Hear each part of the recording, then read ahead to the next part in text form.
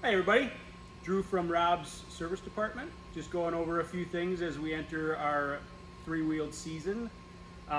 Scenario number one, you've gotten your Spyder out of the garage, battery was on a charge, or maybe you've taken it for the first ride for the year, and you shut it off and you come out after you run your errands and go to start it up.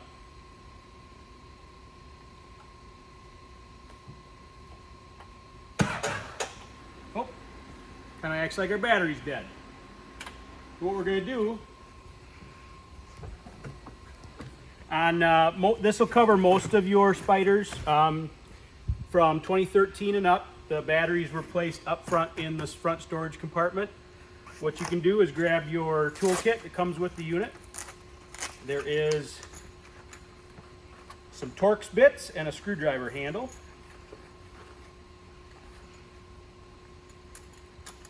So the screws that hold the battery cover in place are a T30. They're not marked, but it's the largest T30, or it's the largest Torx bit that you have in your kit. Insert that into your screwdriver. Unzip your liner if you have a liner. And there's two screws on this battery cover right here. We'll take those out.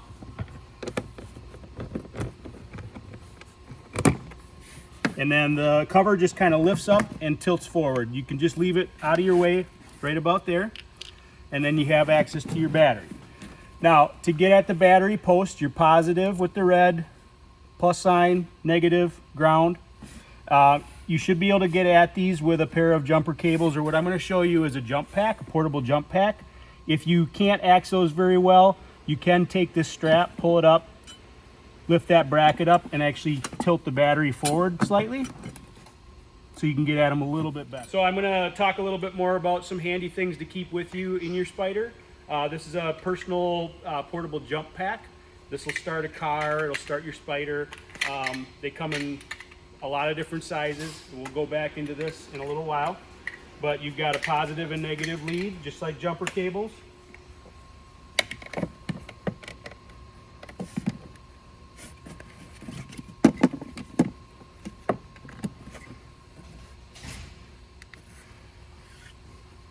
And then we'll go to try to start it again.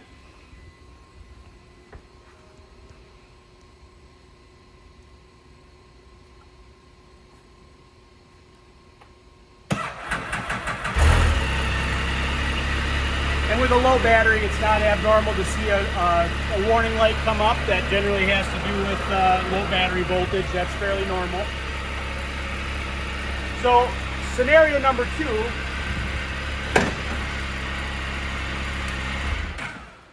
if you come and stop the Spyder and you don't shift back to neutral and you leave it in first, apply the parking brake and shut it down. The only way to then get it back into neutral is to start the vehicle. Now, what if the vehicle doesn't start? How do we get it back into neutral? And how do we get the parking brake off?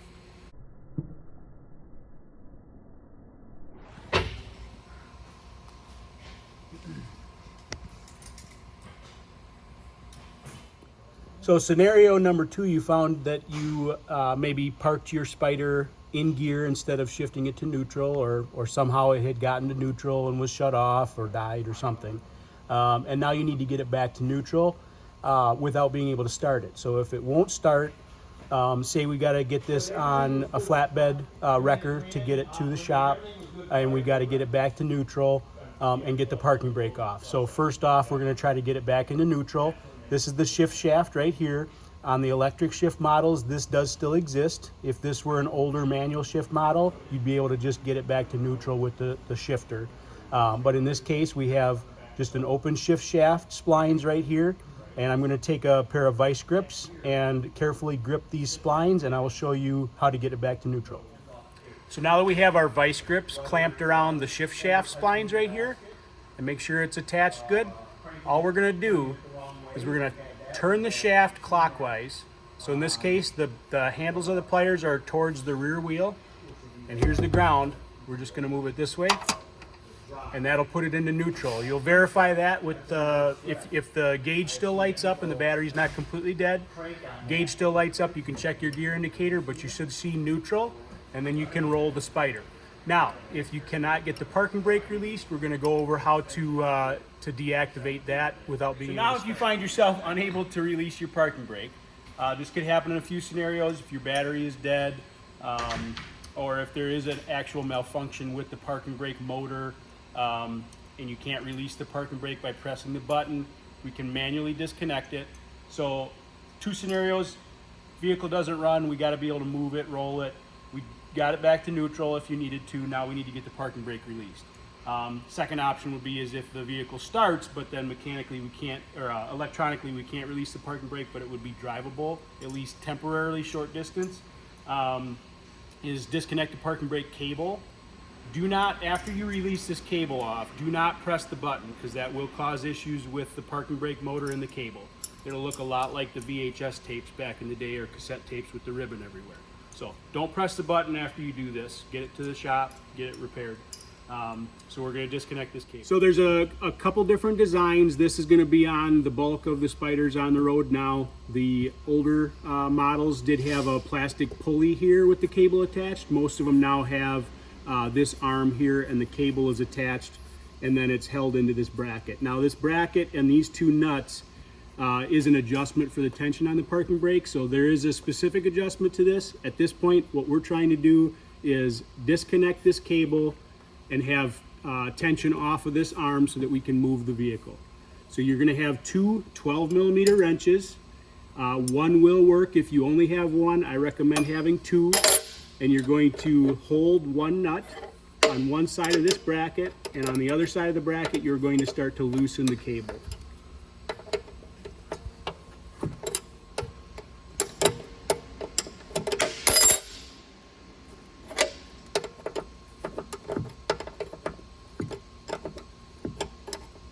You will, unfortunately, probably find yourself laying on the ground. This may not be for everybody.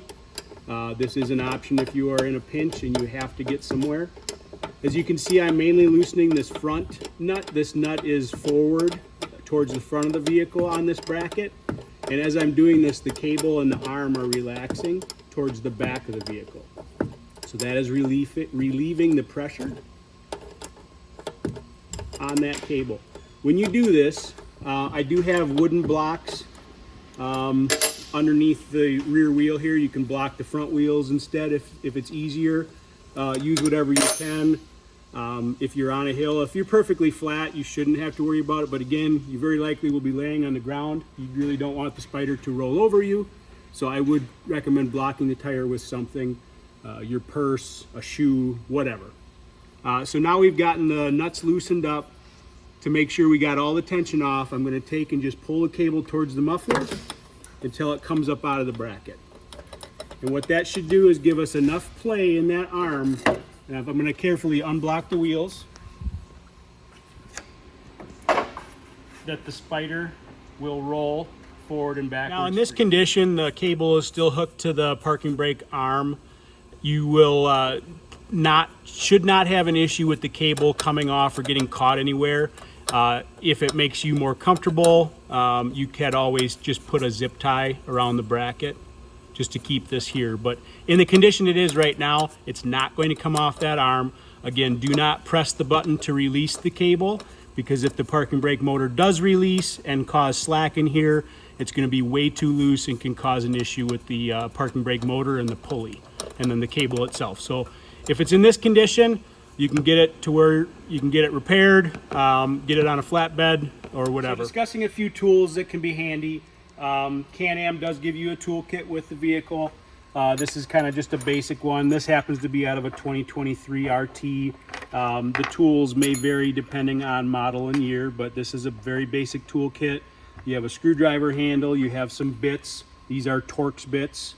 The T30 bit, which is the biggest one of these, will allow you to take most of the body panels off, access the battery, and these are just a square that just slide into the handle. You do have what you can use as a socket or a wrench. If you take one of your bits and put it through here, it becomes a wrench. You have a 13mm, 10mm, 13mm. Off the top of my head, what you can do with this is adjust the height of your floorboards on your touring models. 10 millimeter does also fit your battery bolts to get the battery bolts off.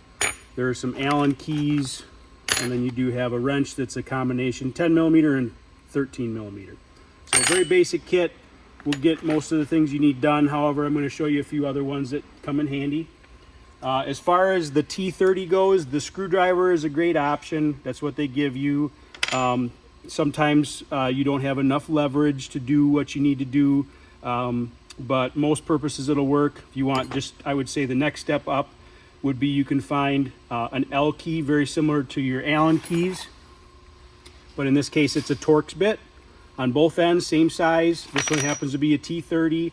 By being able to use that as a wrench, you can actually get a little bit more leverage. That's a very good option. I would say the next step up from that, without carrying power tools with you, you can find a very simple bit driver. So you can actually take most 1/4 inch style bits that you could put in an impact or a drill. Those will fit right in there, and then you actually have yourself a little ratchet.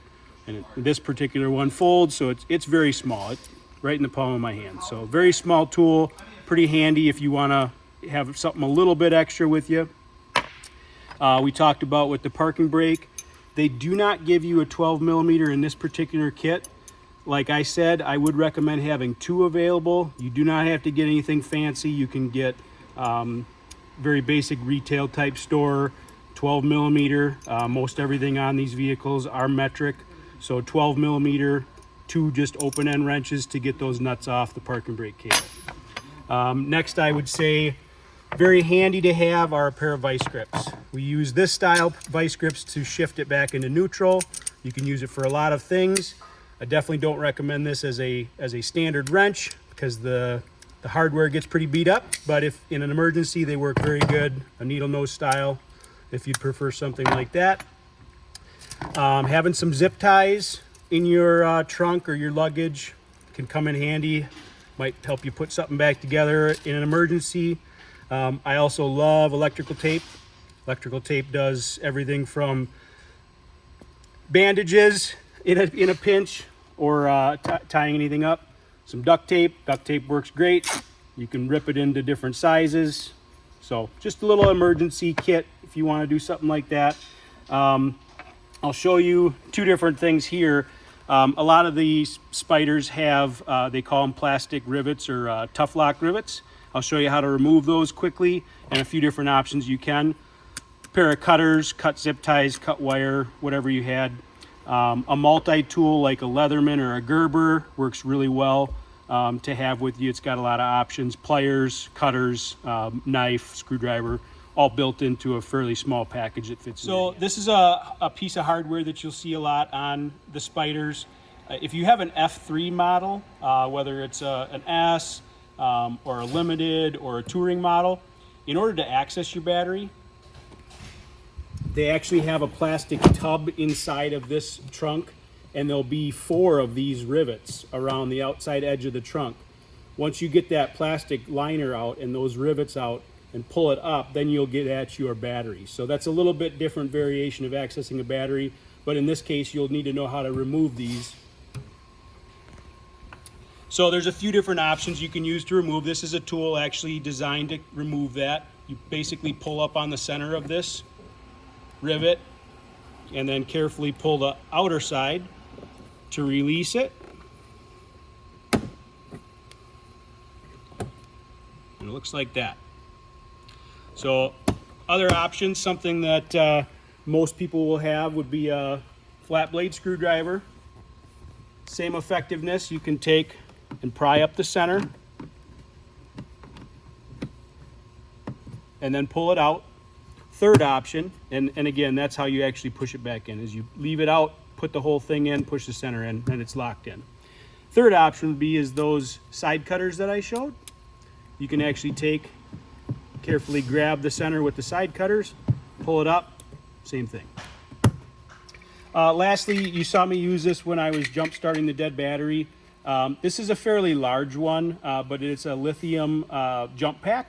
They make them smaller, down to probably about half this size. The larger they are, the more cranking amperage that they have, so the larger engines that they can start. Realistically, the batteries in the Spyders are anywhere from 300 to 450 cold cranking amps, so a jump pack that will do that is realistically what you need to get the vehicle started again. These serve a lot of good purposes as well. You have USB charging ports, you have an emergency flashlight.